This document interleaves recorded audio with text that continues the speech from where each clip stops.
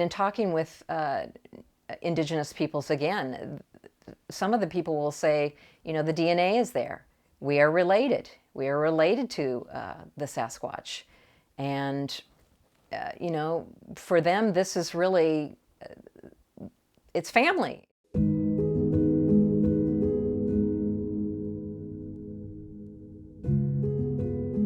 My name is Marcia K. I use my initial K, Marcia K. Moore. I'm an artist. I've been a working artist for a long, long time. I was in Florida for about 17 years. And while in Florida, I started creating a kind of story hopeful animation and was creating all of the characters to go with it. My studio was like a little entertainment company. And so I was doing all the work that an entertainment company would do. I would create 3D sculptures. I would create all the characters in lots of different forms, mediums, and started to get in the process of animation. I noticed during that time that a lot of my characters had elongated heads, just the elongated cranium. And I found that to be odd, but then when I took a look back at my childhood, a lot of the sketches that I ever created had the same head shape. And I decided to create one of these head shapes in 3D. And while I was doing that, I noticed an alternative researcher. I'll use his name. He'll be okay with it. Brian Forrester down in Peru, who studies specifically the elongated heads and megalithic structures. I reconstructed a skull that I had noticed on his social media page that were elongated. I had never seen these skulls ever before, knowing that I had created this head shape as an artist. Put a face to this, and I presented it to Brian. It was so wonderful because he had never seen a face on these skulls, and his audience had never seen a face on these skulls. That kind of prompted my trail, I think, with the elongated skulls, and also just in general, our lost history here in North America and globally as well. So I took a side trail from the animation and the story that I was working on about ancient Florida, and I dived heavily into lost history, and that included the elongated heads, that included our mound building complexes here in North America, which are our giant-sized people. They also had elongated craniums. And also notice that our mainstream forensic people were not reconstructing these head shapes. And the skeletal remains were kind of hard to find here in North America. I am an artist. I am not a forensic artist, but I took it upon myself to reconstruct this part of lost history because I think it has merit. I think there's a lot of information that can be discovered through the knowing of this part of our history. So that, in saying that, in reconstructing, spending about 7 years reconstructing, I noticed that North America, actually there are elongated heads found on every continent. And here in North America, it was very prevalent, but it was most prevalent in the Pacific Northwest. And a film documentary kind of prompted me to move from Florida to the Pacific Northwest. And I landed here in Bellingham and have been here for about 3 years. And now I am really diving into the journey within these elongated heads, which has led me on my own personal journey with this. And it's an interesting story, to say the least.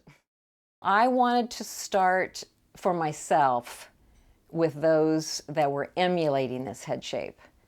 And you will see specifically, globally, more people emulating the head shape than are maybe the natural skull shape. There's about 4%, and I think Brian Forrester would tell us there's about 4% that seem and appear natural, and the rest are emulated. They're actually, the head is head-binded and to create the shape. And it looks different in every region. And here in the Pacific Northwest, it takes on a different look as well, and it's been known to look as kind of like a sugar loaf. That's the word for it. I wanted to start with that, with the reconstructions, because I wanted to open the minds to the possibilities. I didn't want to open this door in a way that would present something so radical that people couldn't follow me step by step. So I opened it very slowly. In the process of reconstructing, and I've been reconstructing in 3D software, and also forensically, so it's more of a traditional style of reconstruction. I have noticed, and I have to speak from my own experiences, because I'm sure there were many things going on, but with my own journey with this, and coming here to the Pacific Northwest, the elongated skulls and what was happening maybe in different regions on the planet, I find that, and this became more of my journey and my creative journey within myself, to really get back into knowing more about myself. So these skulls have done that, oddly. Being up here in the Pacific Northwest, when you are in touch and in tune with our indigenous communities in the region, you will observe that most of the culture up and down the coast is related to the wild man, the wild woman. A lot of the family crests are related to the wild man, the wild woman. A lot of the ceremonies are related to the wild man and the wild woman.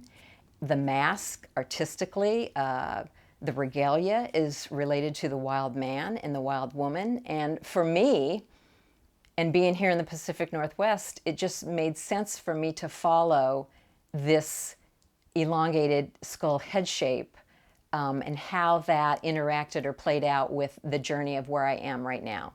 So being up here in the Pacific Northwest and noticing that the wild man and the wild woman is very prevalent in the cultural areas, I asked some of the elders, I asked some of the tribal historians, people that might be in tune or in touch with this information, with the indigenous communities, and I said, who were you emulating with these head shapes? And the answer was more than not usually the forest people, the relationship of the Sasquatch, and I'm using that for a lack of a better word. I'm sure there's many words up here culturally. And that was the relationship. And that stirred a real interest in knowing more about that. As I have been reconstructing these skulls specifically, and all of the information that we have here in North America that has not really been focused on, the academics don't seem to focus on this and it's not in the history book. When we're in school, we're not getting this information. It's just not there. And if people are researching this, they're not sharing this with the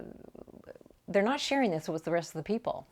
And I think we really deserve this information. We need this information. This tells us who we are. This tells us we are here because of the essence of knowing who and where we come from. Who are we? That's why we're here. We're here to have experiences. If we're not getting the experiences that were here before and it has been shut away or doesn't feel like it is of importance, we need to know this information. This is going to help guide the collective to a whole another level of consciousness. It really is. What this does, and I'm going to speak for myself again, is it helps each individual go within and rediscover who you are.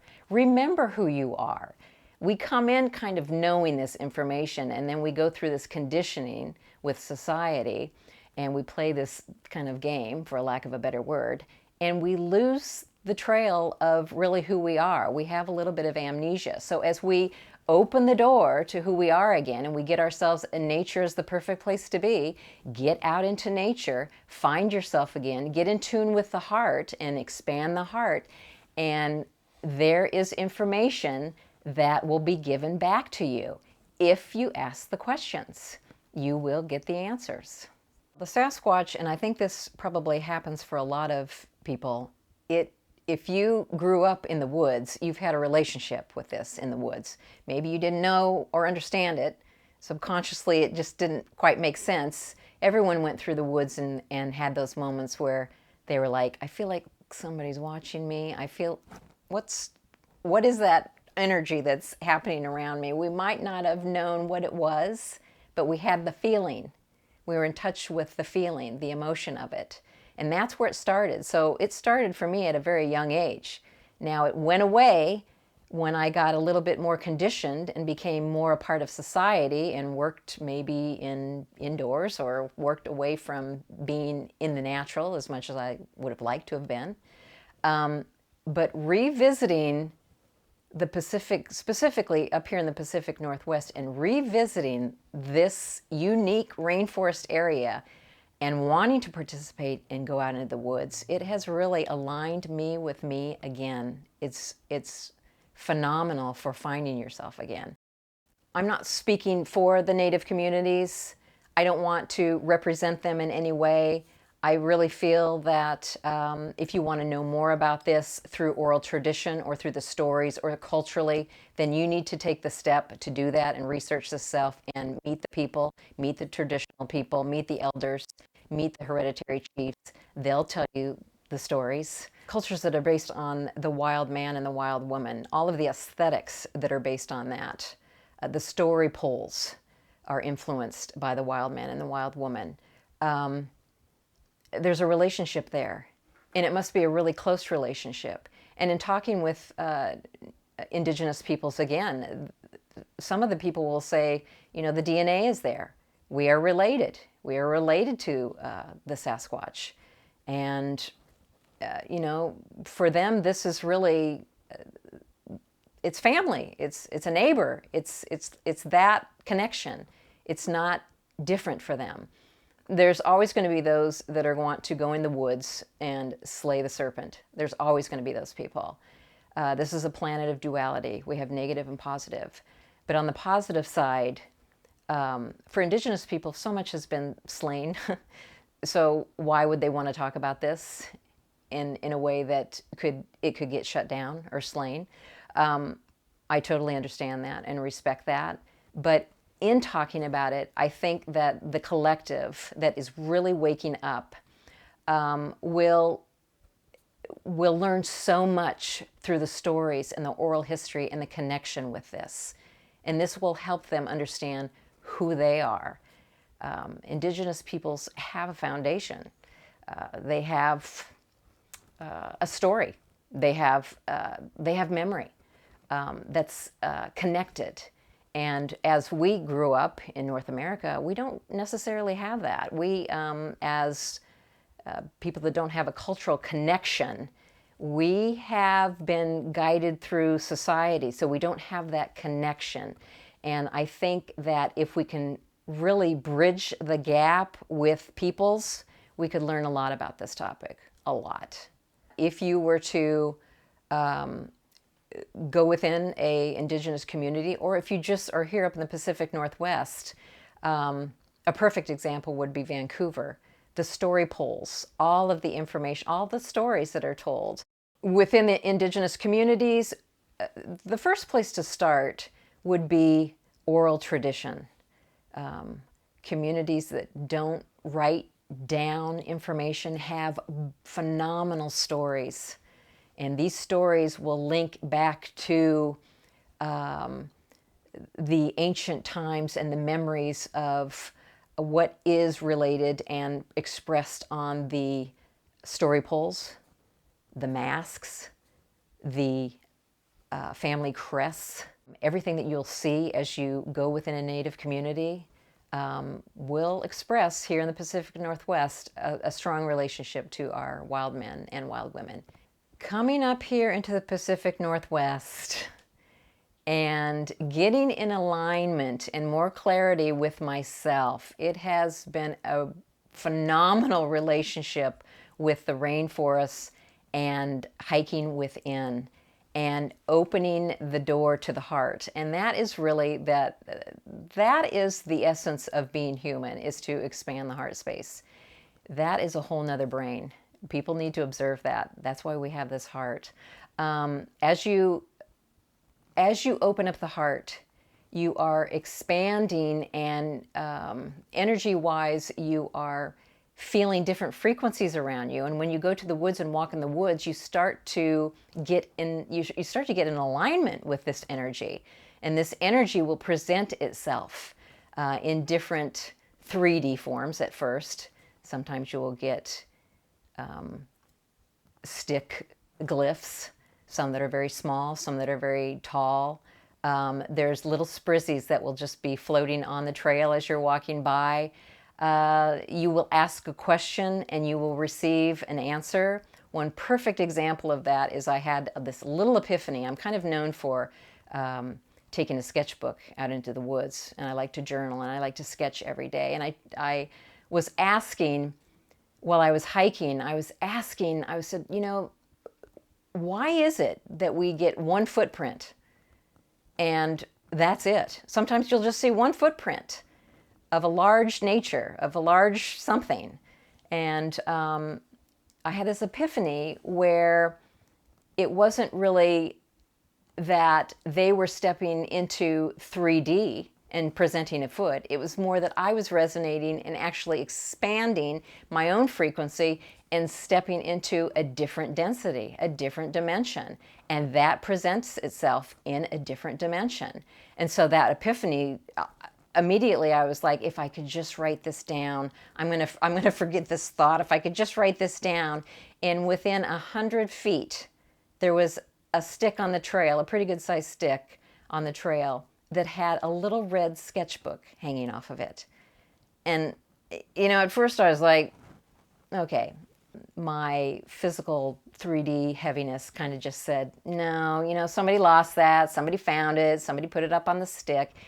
And then I realized you just asked the question and you got the answer. And this was the answer. And this is the book. It was hanging off of a stick, this little red sketchbook. It's gifts like this that come to me, and I'll ask the question, I'll get the answer.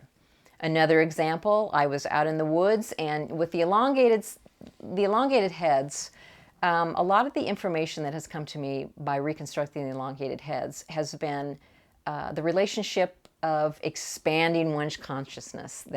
Why would we be emulating a head shape that lengthens? Well, it's expanding consciousness. So as I was walking the trail, I saw this pine cone that was in this little skimpy little tree. There were no pine cones for miles. And there was one little pine cone. And as I looked in the distance, I saw the veil of the shadows of probably what we would call Sasquatch. And I felt that heart expansion. And I knew right then, I was like, they're presenting me this pine cone and the relationship that it has to expanding of consciousness with the elongated heads, because that taps into and is the symbol for the pineal gland. Our perception is what we are going to receive. If you go into the woods, when I go into the woods, my intention is always to have an open heart and to have experiences, good experiences, positive experiences. That's what I receive. If you go into the woods with a thought of slaying the dragon or with the thought of fear-basedness, guaranteed you are going to receive that energy. And that's the way it works. That's the way thought works. That's the way consciousness works. We are thought, many, many thoughts. And every thought since the beginning of time has manifested different things, good or bad.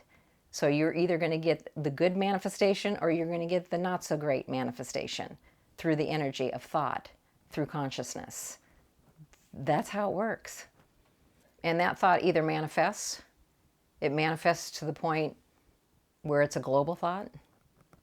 Maybe it's something you've watched on television and it becomes a global thought.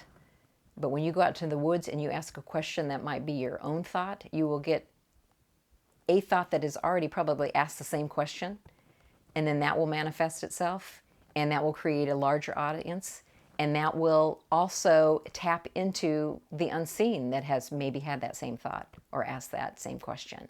So there's a lot of different levels to this, I think, but again, you will receive how you perceive. If all thought has been here since the beginning of this planet. And thought manifests. And so one thought can manifest into larger thought. And that's consciousness. And that's the collective. And as we are all starting to maybe go within and discover ourselves, who we really are and what we're all about,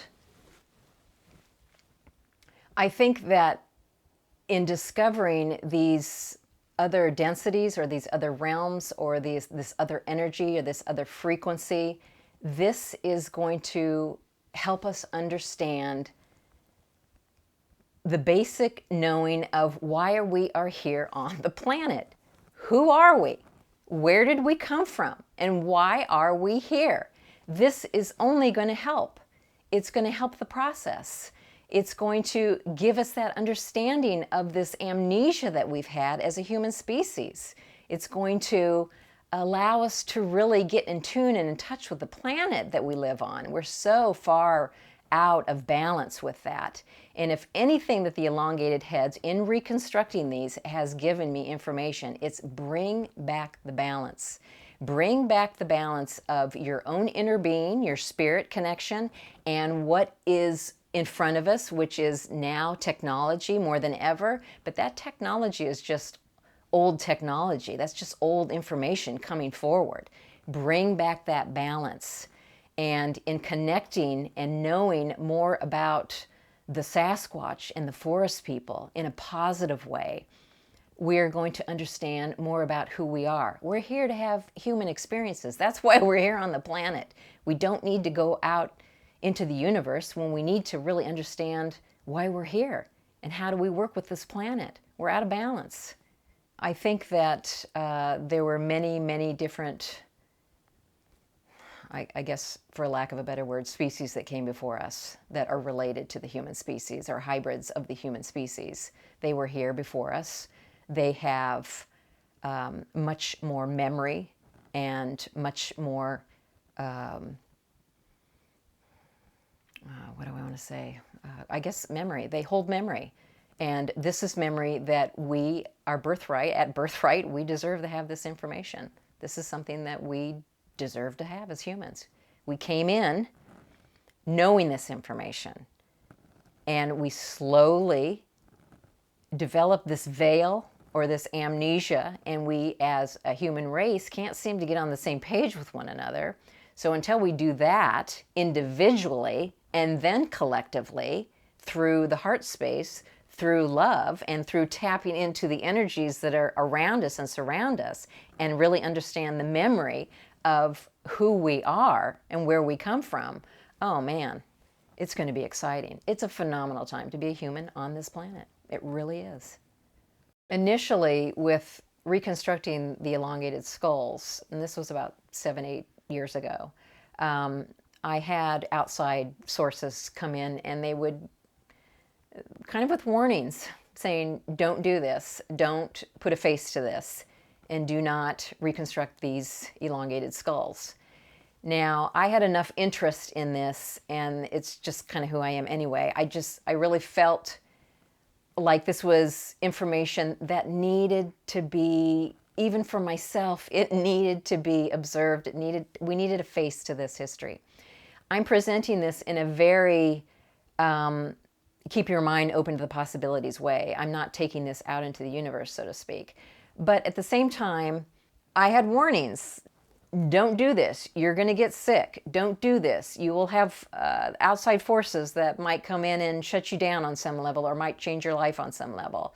And in knowing enough about energy, like I have just spoken with frequency and density and the shifting of your own essence that way, I made myself invisible.